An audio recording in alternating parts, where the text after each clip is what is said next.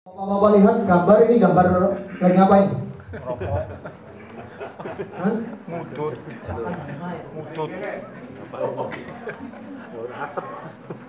Lagi nganu narkoba itu.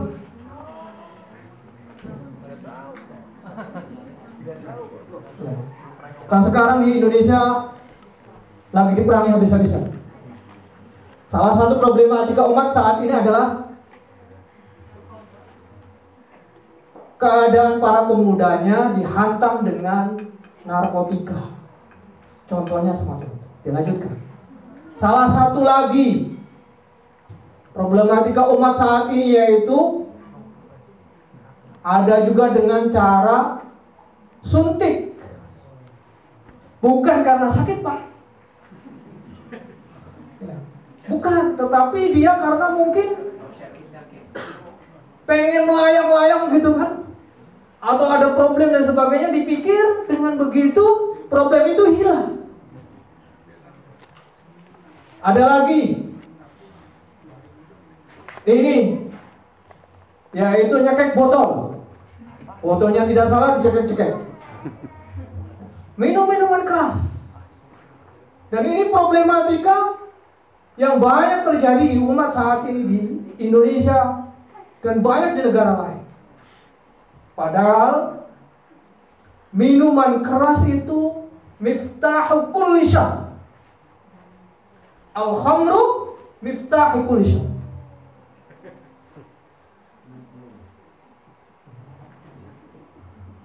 Minuman keras itu adalah kunci daripada segala kemaksiatan. Ada lagi problematikanya. Nah ini pesta pora, party. Wah, di Jerman khas kan.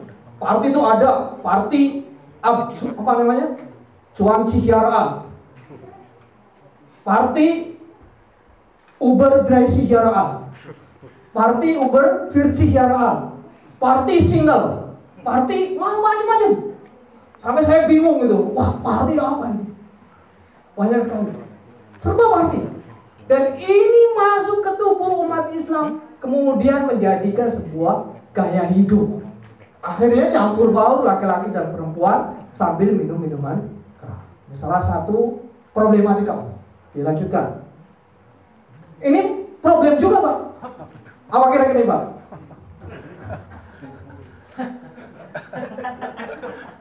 Hah? Problematika apa kira-kira ini?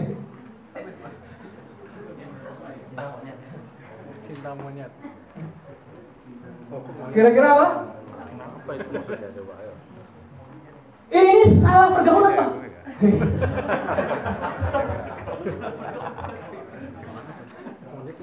Ada orang hidupnya sama kerbau sehingga kumpul kebo. Ini ada salah pergaulan bebas semacam itu. Sehingga seperti binatang tingkah lakunya.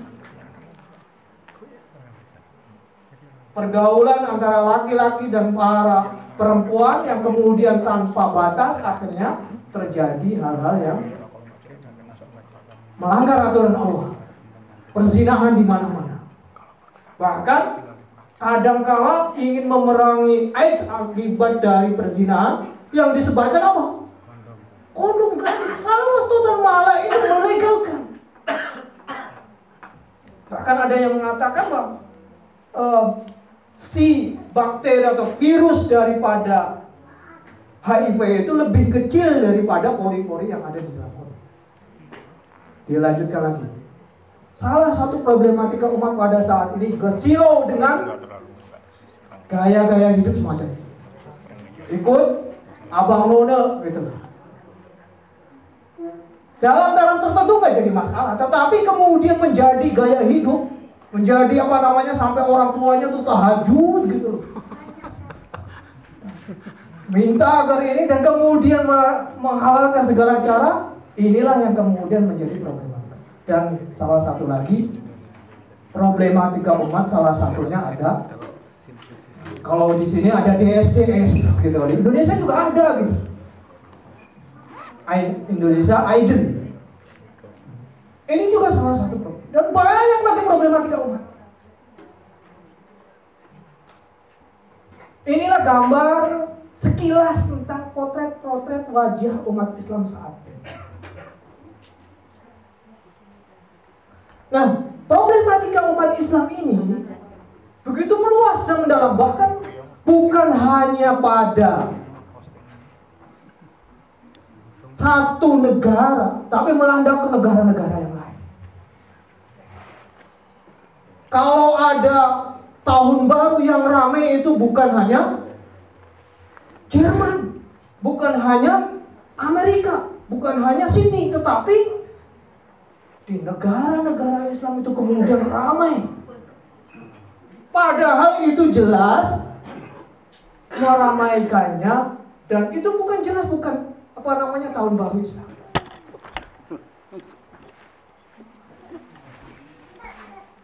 Ada lagi yang bulan Februari kemarin, tanggal 14, hari apa Pak? Valentine Day. Itu juga yang diperingati pasturnya, tokoh non-Islam. Kemudian gayanya dulu sejarahnya adalah sejarah non-Islam. Tetapi kemudian umat Islam begitu ramai ikut dalam pelaksanaan acara Valentine Day. Bahkan kemudian Valentine Day itu artinya sampai istilahnya bukan hanya memberikan bunga, tetapi kemudian sampai menyerahkan hal-hal yang tidak sewajarnya diserahkan. Seorang putri mencintai pacarnya, menyerahkan sesuatu yang sangat berharga. Yang jelas itu dilarang Allah. Ini problematika ini adalah amanah kita bersama. Amanah Islam. Tidak mungkin kita berharap kepada orang Kristen kemudian memakmurkan masjid. Tidak mungkin. Kita berharap katanya misalkan umat Hindu untuk mengamalkan Al-Quran, menyamarkan Al-Quran, kemudian mengamalkan ini, tidak mungkin. Kita juga nggak mungkin berharap kepada orang-orang Israel misalkan untuk kemudian memakmurkan masjid, mendakwahkan Islam, tidak mungkin. Justru mereka inilah yang oleh Said Hawa mengatakan al-Islam ad-din ghairul Islam millatun wahidah. Agama-agama di luar agama Islam yang bermacam-macam itu pada hakikatnya dia adalah millah wahidah, agama yang satu ketika bertentangan atau memusuhi al-Islam. Contoh misalkan kayak waktu di zaman Rasulullah itu banyak ya, di Mekah itu atau di Madinah lah. Di Madinah itu ada orang kafir, ada orang Kristen, ada orang Yahudi, ada orang ateis, ada orang munafik dan sebagainya.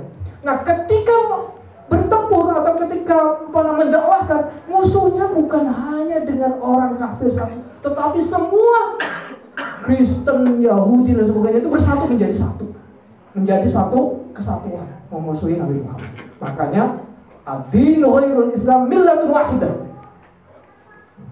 Berkoalisi betul. Bahkan perang Ahzab itu berkoalisi mereka. Nah, ini luar biasa. Nah, inilah makanya kita menyadari bahwa amanah itu datang kepada kita dan kita akan diminta pertanggungjawaban. Ini kadang halangannya banyak ketika mau menolong atau mencoba kita coba menegakkan kalimat-kalimat. Misalkan begini, tiba-tiba ada orang datang, Assalamualaikum Bu.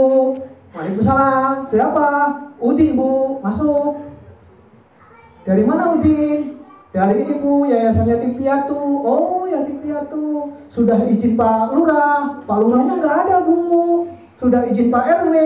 Pak RW-nya katanya lagi keluar. Izin Pak RT. Pak RT-nya sedang mencret. Gitu. Kemudian udah izin Pak Kepala Lingkungan. Kepala Lingkungannya nggak ada Bu. Oh gitu. Tadi dari mana? Dari Yayasan Yatim Piatu Bu. Oh gitu. Coba mana proposalnya? Lihat. Proposal. Oh kok proposalnya begini? Fotokopian gitu. Iya Bu. Berapa tadi? 75 orang orangnya Bu. Kok fotokopian begini? Iya Bu, maaf kami nggak punya dana begini gitu. Oh gitu. Tadi sudah izinnya, sudah sebutkan. Terus ya sudah kalau gitu saya nunggu dulu ya bentar. Masuk, keluarnya 1000 gitu. Tanyanya banyak gitu kan. Kadang semacam itu, halangan-halangan itu. Kemudian sambil berkata, mohon ya jangan dicatat gitu. Ikhlas karena Allah. 1000 mau dicatat. Ya kadang halangan-halangan problematika yatim piatu semacam misalkan penegakan poligami Allah semacam itu. Misalkan contoh lagi ada halangan. Kadang halangannya mengenai masalah harta. Ada orang kaya, tiba-tiba dia mendengar draft hukum di SCTV. Tiba-tiba gini bilang, wah ada pembunuhan orang kaya yang digorok. Tiba-tiba manggil, Bu, ya Pak, kesini. Kenapa Pak? Itu loh di acara SCTV. Kenapa Pak? Itu ada orang kaya di Jakarta itu kok digorok. Ya Allah, iya Pak, kejam banget ya sekarang, begal-begal gitu. Luar biasa kejamnya. Iya Pak, makanya Pak, saya tuh suka takut rumah gede begini Pak. Oh gitu Pak, iya, apalagi kalau Bapak pergi. Jadi saya takut kalau Bapak saya sendirian ya gitu. Ya sudah Bu, besok kita pagar aja ya, tinggi-tinggi. Dia pagar tinggi-tinggi. Sudah pagar tinggi-tinggi, ibunya bilang, Pak, katanya bisa naik Pak. Ya udah, nanti kalau gitu kasih CCTV. Saya pasang CCTV tiap pojok. Katanya Pak, iya kalau CCTV-nya jalan, kalau kita masuknya dari pintu depan gimana? Pasang ayo, akhirnya angkat hansip, taruh di depan hansipnya. Iya Pak, kata dengar kalau orang-orang, nanti kalau masuknya dari belakang, pasang hansip dari belakang. Gimana Pak, ya kalau dua hansipnya depan sudah belakang sudah, kalau dua-duanya tidur gimana? Akhirnya beli anjing 3. Yang terjadi, hansipnya nggak bisa jalan, dikejar-kejar anjing. Inilah ketika harta sudah masuk ke dalam dada semacam itu. Takut kalau hilang gitu loh. Misalkan lagi ada orang gitu, semacam misalkan menolong saudaranya saja. Ada orang, Pak Daud, ada orang keluar. Mas Daud, kenapa keluar? Ini bau, kenapa? Ini Bu, ibu saya sakit. Sakit apa? Sakit ini Bu, ininya kumat, jantungnya gitu. Oh gitu, mau kemana? Mau cari becak. Dia baru beli mobil. Oh, udah, kalau yang baik berpikirnya adalah, udah, Mat, keluarkan mobilnya. Sudah, nggak usah cari becak. Pakai mobil saya aja. Tapi kadang mau berpikir aja. Mas Daud mau kemana? Mau cari becak. Kenapa? Ibunya kenapa? Kena sakit jantung. Oh gitu, perlu rumah sakit. Iya, lagi kemana? Lagi tukang becak. Becaknya tukang di sana. Padahal tahu dia punya mobil. Takut kalau mobilnya dipakai. Itu salah satu halangan-halangan di dalam hati kalau akan kita bergerak untuk menolong yang lain. Nah inilah saatnya kita bedah. Karena nanti tanggung jawab amanah problematika itu adalah kepada kita sekali. Bisa jadi Allah Subhanahu wa Ta'ala, keluarga kita sudah selamat. Bisa jadi kita ditanyakan oleh Allah Subhanahu wa Ta'ala, wahai Maimun, kenapa kamu lihat tuh, misalkan di Bremen ada orang yang kemudian tidak sholat, kamu dekat tapi kamu diam saja. Bisa jadi gitu.